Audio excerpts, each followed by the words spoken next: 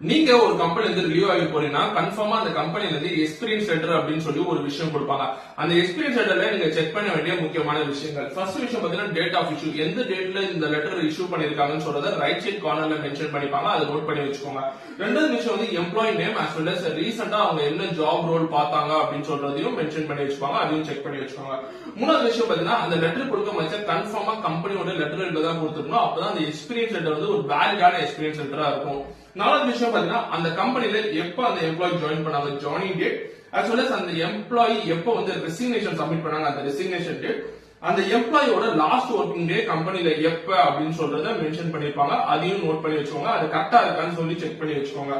அடுத்து பாத்தீங்கன்னா performance feedback. Last அந்த கம்பெனில இருந்து வர மாதிரி அவங்களோட பெர்ஃபார்மன்ஸ் ஃபீட்பேக் எப்படி இருந்துச்சு, சாட்டிஸ்பேக்டரியா இருந்துச்சா அப்படின்னு சொல்றதையும் மென்ஷன் பண்ணி வச்சிருப்பாங்க. கடைசியா பாத்தீங்கன்னா ஆத்தரைஸ் சிக்னேச்சர் ஒருத்தர் சைன் போட்டிருக்கணும். அது வந்து ரொம்ப மேண்டேட்டரியான விஷயம்.